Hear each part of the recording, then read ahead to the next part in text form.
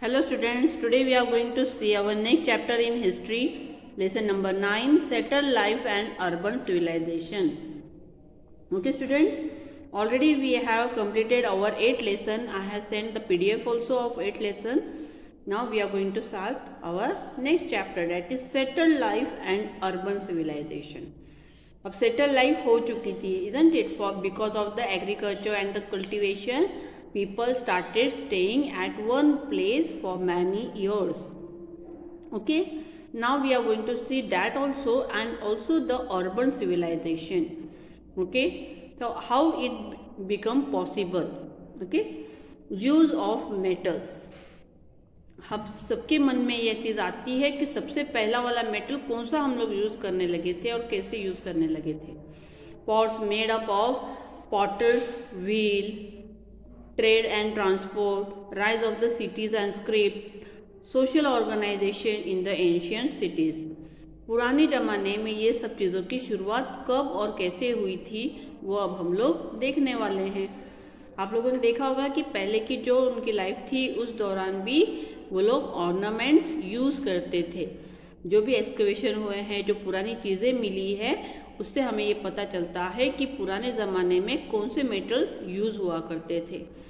Use of metals काय के लिए होते थे? Yes, for the beads, for making the ornaments.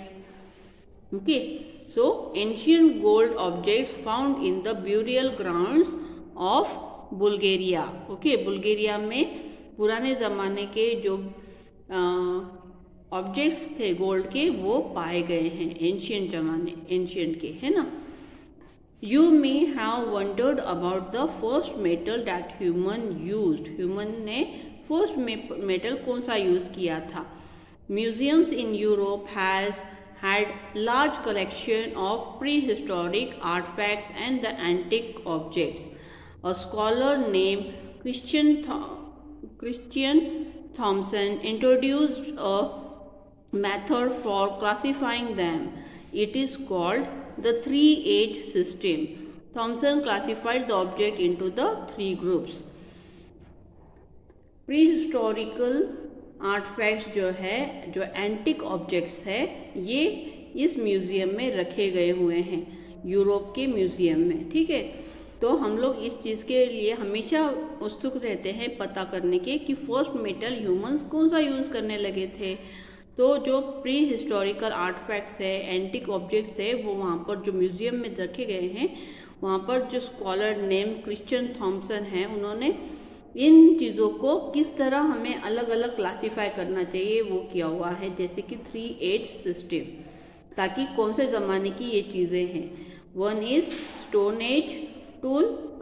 Stone tool, copper tool and the other copper articles, and iron tool and other iron articles. उसको iron age बोला है.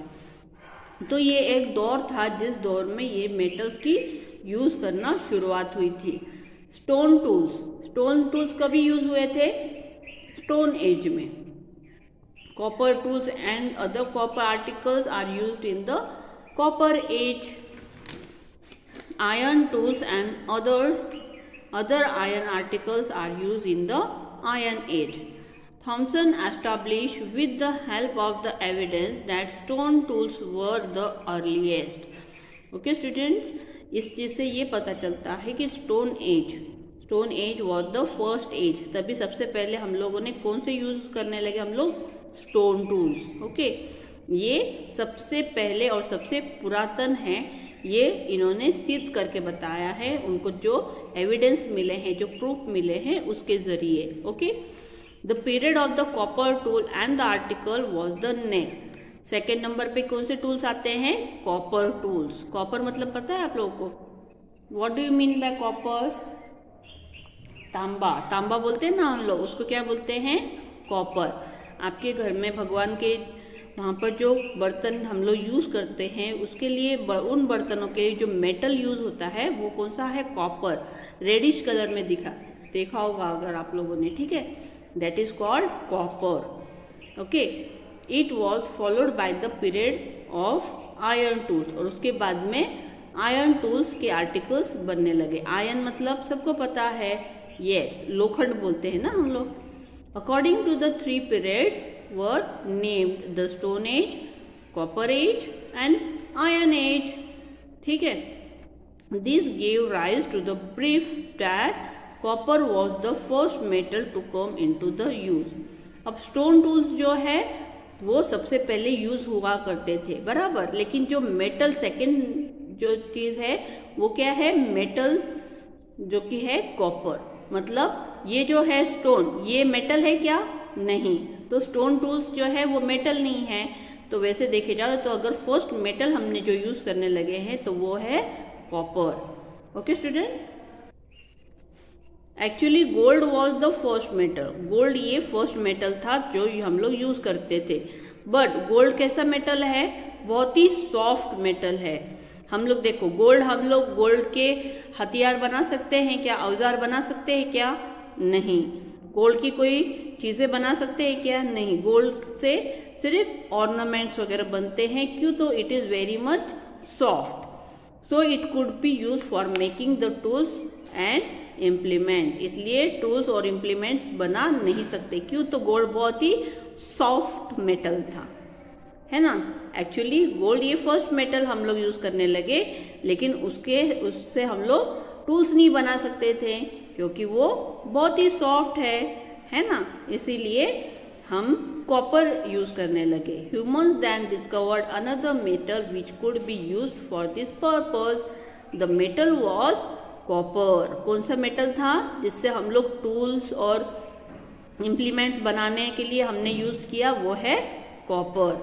सो the period when copper came to be use into the use to is known as the copper age. जिस दौर में हम लोगों ने copper use करने लगे तो हम उसको क्या बोलेंगे, कॉपर एज।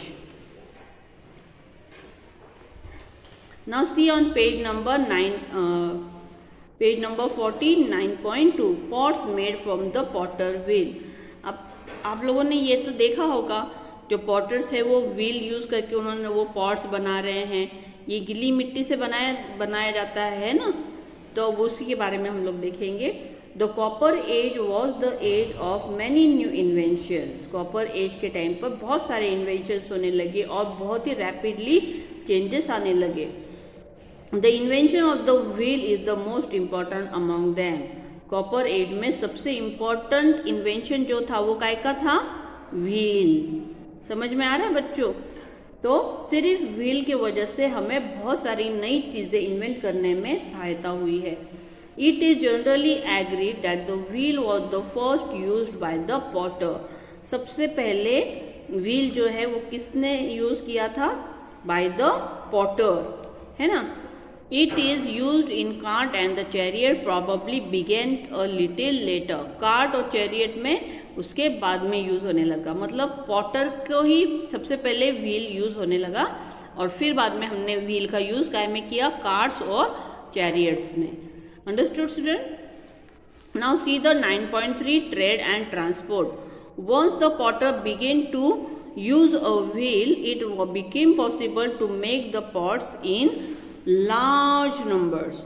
अब जब से वो लोग व्हील यूज करने लगे पॉटर्स, तो उनके लिए अब पॉटर्स बहुत सारे बनाना आसान होने लगा।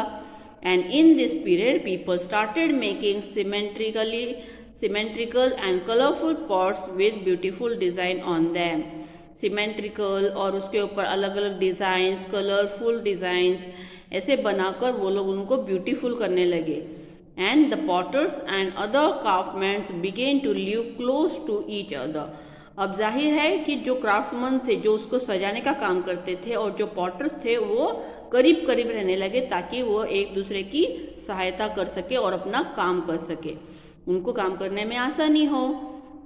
सो दे बिगेन टू लिव क्लोज, मतलब करीब करीब रहने लगे, नजदीक रहने लगे, to each other in the village settlement so as to manage their work more easily, ताकि उनका वर्क बहुत इजीली हो सके। We can say that this became the industrial area of that village. हम लोग इससे बोल सकते हैं कि इसी वजह से वो एक इंडस्ट्रियल एरिया उस विलेज का कहलाने लगा। Where the skilled craftsmen had their settlements and the center of the production के सेंटर के लिए जो चीज वहां पर उपलब्ध हो सके, ऐसे वो लोग एक साथ रहने लगे। This happened mainly in those village settlements where the raw material was easily available and in those which were conveniently situated for the trade. Such village settlement expand rapidly. और जो जगह पे ये चीजें मटेरियल जो है रॉ मटेरियल वो easily available होने लगा और सब लोगों के लिए चीज एकदम कन्वीनियंट होने लगी by the means of trade. Trading के हिसाब से भी ये चीज उन लोगों के लिए इजी होने लगी और धीरे धीरे यहाँ पर ये विलेज सेटलमेंट्स एक्सपांड होने लगे। एक्सपांड कब होते हैं? जब वहां पे हर चीज बहुत ही ज्यादा पैमाने पर और अच्छी होने लगे, तो वहां की डेवलपमेंट जैसे ज्यादा होगी, रैपिडली होगी, तो वो एक्सपांड भी ज्यादा होता है। As the scale of the production increase, production बढ़ रहा था, trade was to expanded with it, trading भी शुरू हो गई, मतलब वो एक जगह से दूसरी जगह पर वो चीजें पहुंचाना।